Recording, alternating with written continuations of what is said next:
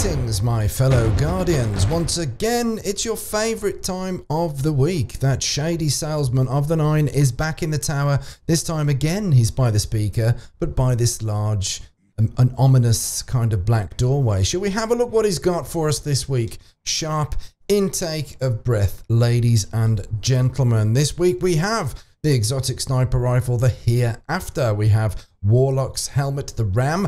We have ATS-8 Arachnids for Hunters, as well as the Helm of Sate 14 for Titans. Bomb Legacy engrams, this time a heavy weapon engram. Weapons bundles, we've got Monte Carlo and Super Spy. That's nice, as well as Truth and Prototype. That's my favourite ornament for Truth. There you go.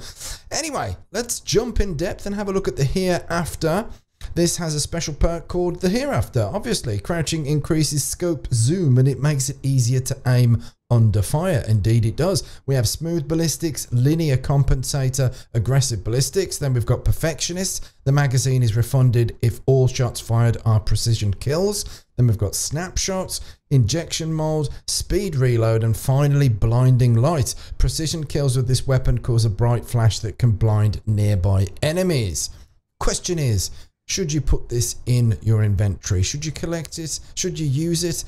Well, honest opinion is that this is very much a novelty weapon. It's not meaning to say that you shouldn't buy it. It is a lot of fun, and these perks do come in handy, in particular for, say, something like PvP. Blinding light, exactly. Precision kills with this weapon causes a bright flash that can blind nearby enemies. By all means, that is a handy perk in PvP. However, the impact is kind of low. The scope is a bit of a tricky one. It's like a Marmite scope. You either love it or you hate it. There are plenty other sniper rifles out there that could probably serve you a bit better in the Crucible, but for PvE, I think this definitely deserves a good going over, because you can have plenty of fun. Anyway, moving on, the Ram. This is the staple diet for many Warlocks out in the Crucible for sure. Strength of the Ram. Increased armor. All Voidwalker melees trigger lifesteal on hit. That's very useful for a Voidwalker.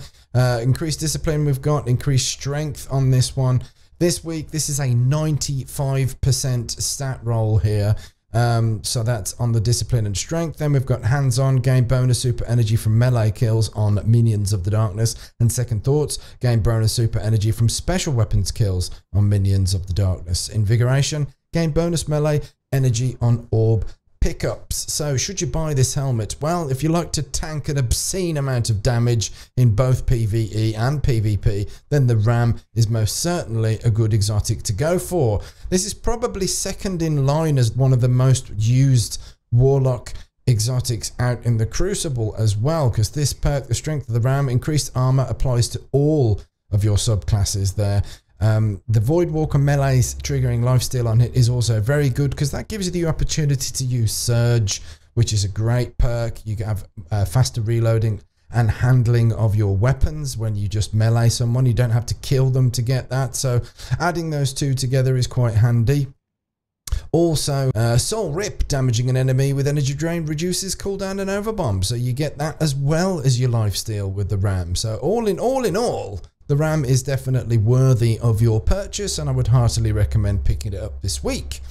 How about the ATS-8 Arachnid for Hunters? Well, the exotic perk here is Arachnid Sensorium. Your golden gun zooms in for accuracy when aimed and can be kept ready for longer.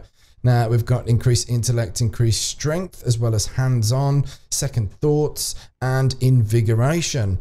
Should you buy this? Well, I took this for a spin in Mayhem Clash recently, and it was actually quite a lot of fun. Is it something that you're going to be wearing all the time over Bones, or maybe Shinobu's Vow if you like hurling skip grenades to your heart's content? Probably not. It is fun though. Helm of Sate 14 for Titans. How about this? Probably one of the most valuable PvE helmets around for Titans. Starless Night, the Ward of Dawn, blinds enemies who enter it. Increased intellect, increased strength. We've got hands-on as well as heavy lifting, and better already, shield start recovery immediately after orb pickup. If you haven't got this helmet already, then definitely pick it up. This is a very popular PvE helmet for raids. I've also seen it used to some very comedic purposes in the Crucible where people are not expecting, enemies are not expecting to be blinded when they try and get in your bubble. However, it's not going to fend off an incoming Fist of Havoc or a Shatter style Nova bomb, so just be conscious of that. But if you've got lots of Strange, then pick it up anyway, because it kind of looks like a Centurion's arse cheek. Anyway, Legacy engrams, heavy weapon engrams. If you're chasing a year 1 heavy weapon, you could spend 31 Strange coins on that. If you're incredibly rich, I would advise against it though, and just pick up some 3 of coins there, because that gives you a chance at dropping an exotic engram from defeating an ultra out in PvE, or just participating in a Crucible match at the end of reward screen in the Crucible. So there you go. And that, ladies and gentlemen, wraps up Xûr's inventory this week. As always, let's have a guess at guessing the Trials of Osiris map for this evening. I've been trying to go for Burning Shrine now for about a month. I'm going to change up and hope for Widow's Court. How's about that? Anyway, Guardians, have a great weekend. Take care of yourselves and each other. And remember, smoke as a kipper. We'll be back for breakfast.